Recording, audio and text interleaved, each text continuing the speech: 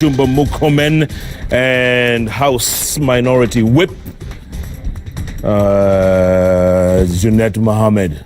Gentlemen, I know you're probably speaking to your boss there. What is he asking you? Somebody has told me that a friend of mine has just said to tell Jeff, at least Ruto is talking about and complaining about life. Raila Odinga was crying about toilets and nusu mkeka, blaming the system. So they are both blaming the system. William Ruto blaming because of life, the other one's blaming because of toilets and nusu mkeka. You know nothing further from the truth. You see, what shocks me, Yes. what shocks me, Jeff, Yes. is somebody says and reminds us every day that I'm the deputy president of the Republic of Kenya. I am loyal to my boss, who's the president. Yeah. And he's still complaining that the same government wants to kill him, where he's the deputy president. The guy needs to get out. I don't know what he's doing there. It is the same. And then the Murkomen is telling me here, you believe still one? We have only one party leader, and you are accusing the government led by that party leader that the government wants to assassinate his boss. What are you trying to say? He should resign? He should get out, not even resign. Okay, Jeff. Resignation is even... Hold on, I'm coming. Yeah. Yeah, he should resign if his conscience is clear. Because he can't be the deputy president in a government that he claims they want to assassinate him. Not once, not twice. For me, I know it's fake. I know he's looking for sympathy and such kind of things. But he said they wanted to assassinate him when they had a meeting in Lamada Hotel somewhere. He never reported to the DCI or anywhere. Now he's claiming they want to assassinate him because an arms deal was concocted in his office. I think it is laughable now that he can still remain to be the deputy president in the same government that he believes wants to assassinate him. It is at least Raila complained about toilets and mkeka in a government where he was proud to serve in, where he was a co-principal under the National Accord. This is a government where someone did you a favor, made you a running mate, I'm told even added something else on top, which I don't want to say on TV, gave you an office, made you a deputy president from nowhere, and then you're still complaining he wants to assassinate you, wants to kill you. Someone like Murkomen, who's 41 years old, made him the majority leader, even though nowadays, I don't know how many Jubilee senators are following him. I'm told the numbers have gone down drastically. I think he has some 5-10 senators now. Okay. If we do the count properly. Jeff, I don't want to be distracted from the most important thing to say in this discussion. The deputy president's complaints are not to be treated in the same manner in a petulant manner that Junet is trying to do it. Anyone who complains about their life, whether it's the deputy president or a small person, must be taken seriously. The reasons why he's complaining for that reason, even if he's president or deputy, I'm telling you, President Moi complained that there are people who want to kill my vice president, George Saitoti, and they have poisoned him. That is president himself. President Uhuru Kenyatta has complained over and over again. In fact, there was a time he said, what did you want me to do?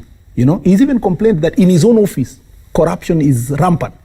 So it's not crazy. It's not out of this world for a leader to be honest and say, we have a problem. Even though I run this government, I have challenges and I have problems. And instead of Junet, because Junet has just smelled government from the window, but his arrogance is out of this world. It would have been the easiest thing for a person who has just come from tear gas, from Andamano, from saying that this country must have cessation, you must separate this country.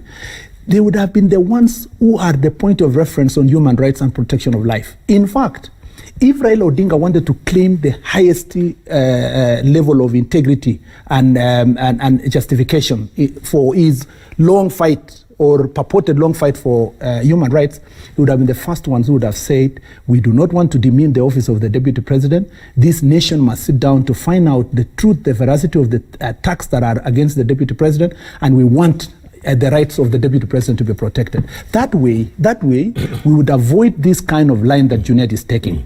And let me tell you, my friend, for avoidance of doubt, the conversation that is going on in BBI is that we need to protect certain institutions of government at a national level. We even need to increase them to be more. If we cannot protect, if we cannot respect the office of the deputy president, William Ruto will never be deputy president again. Under our constitution, he cannot qualify to be deputy president again.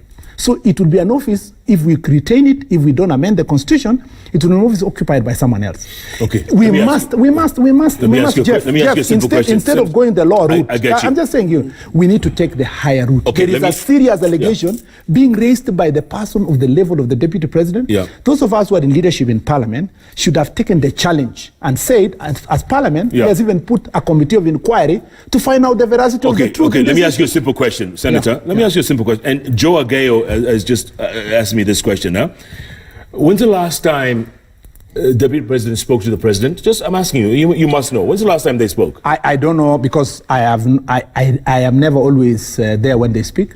But I know there was a day, just the other day, we were together in State House, and they were planning to go together to open a project in Kenya Institute. Okay, so it's whatever. less than a week ago. Less than a week or so. Fine. Okay, so Joe is asking, has he complained to the President that the system is about or is planning to kill him?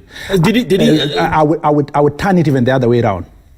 I would turn that question the other way around. We know who these systems are. That question that has been asked, I would turn the other way around. Has the President ever cared to find out why certain ministers attack his deputy publicly? And don't say certain. Are you talking Matiang'i? I know. I can give a good example of Munya when he dismissed the deputy president. Another day he was going to record a statement in DCI. I'm just giving that example. That's one of them. When his deputy is being denied security when he goes for functions, or has he even cared to find out why is the deputy, why? We are talking about a time we are lying to ourselves that we want to bring the country together. Yeah, the president is in the forefront in trying to bring this country together. All the processes related to bringing the country together of the BBI, whether it's the rallies, whether it's the press conference that was in Serena or whatever, every day has been attack against William Ruto. Yes. So the question you ask yourself, ask yourself. I want to leave. I want to go. I want to go, my friend. We can't discuss that someone who is the deputy president of Kenya, I told you, who sits in the National Security Council, who has a battalion of wrecker squad, 2 battalions. Yeah. We can't come here to discuss that he's going to be killed, his life is under threat. My friend, what is this? I better go home. What's the crybaby syndrome? This is more than a crybaby. Serious? We're discussing here all night that the deputy president wants to be assassinated or killed. I think an assassination. I'm not prepared for that kind of nonsense. An assassination of any leader, let alone the deputy Senator, president. we get your point. Listen, we get your point. But Jeff, there is something I want to warn you. Yeah. Don't fall in the trap of trying to side with this. Please. No, don't. I want you to resist the temptation, and just be a neutral arbiter. The point I'm trying to tell you. But it's important to make this point. All this conversation about, deputy president is crying and so forth. President Uhuru Kenyatta has managed to bring a man who was accused of treason to have an handshake and to bring some order with the opposition. President Uhuru Kenyatta cannot afford, to tell the people of Kenya, I brought these opposition leaders to work with us so that the deputy president can be insulted using the altar that he prepared himself day and night. What is your problem with former Prime Minister Raila Odinga? What is your problem? I have absolutely no personal problem with the former Prime Minister. I have a problem with hypocrisy and deceit. I have a problem. Explain. This is what I have a problem with. When handshake took place, including Junet, including Badi and all these other leaders, they lectured us that this is a relationship of 2 people. They went ahead. The deputy party leader announced that our party leader has told us we work with deputy president, but we must continue with president, but we must continue attacking the deputy president. When I have gone to those BBI rallies, it's been used. In fact, the people who come to the podium like Atwoli, like the other day when it was Murade, all these people who insulted the deputy president even after I left Meru, they were personally introduced by Raila Odinga. They were responding to you. Personally, deputy president was not there. They never talked about me. They talked to the deputy president. You were representing him. I don't represent the deputy president. I never gave his greetings. He never gave me his greetings. You are responding. So the point is this: we cannot continue allowing ourselves as a nation to pretend that we have unity that we are pursuing in a country, and we are using it to attack one person. And I want to remind Senator talks about hypocrisy. Hypocrisy of the highest order. Correct. And that's how they feel. They feel betrayed. In fact, the highest hypocrisy is practiced by the team he belongs to. Reason being, I belong his to party Jubilee. leader, The Tanga militia. No, I don't belong. No, let me explain. You know, Junet, you may not be there, but there's a Tanga group. I don't know them. Listen, so let's not discuss people I don't know. Give me a minute, my brother. But please, I'm always quiet. No, don't categorize me. Let me tell you something. You are an ODM member. He's party leader. I've never called you anything else. He's party leader. Uhuru Kenyatta. President Uhuru Kenyatta did a handshake with his arch rival, the former Prime Minister, the Right Honorable Raila Odinga, and said that I have done a handshake so that we can have a peaceful, cohesive country. I've even come with some quotes from the president's speech in Washington about the handshake. The president said, handshake is a homegrown solution to a divisive political culture that deepens during elections. Political environment created by handshake has strengthened state institutions mandated to deliver service to the country. Handshake has ensured holding government officials accountable, and it's no longer the work of the opposition, but state institutions mandated by the handshake. Now, his party leader told them that they must support this handshake, and the BBI is a product of what? The handshake. He doesn't support the handshake, and he claims that. And he claims that he doesn't. The number of things Senator Murkomen has said about the handshake in public. By the way, but some of them are unprintable. I am categorical. Go on. That handshake in theory, is a fantastic concept. If properly implemented, it can make this country a great country. But the problem is that the leopard has the same spots. The pig does not forget the mud. We have a handshake that is basically in concept and in principle and in paper talks about wonderful things. But in practice and the application on the ground, Raila Odinga is preaching to us water and is drinking wine.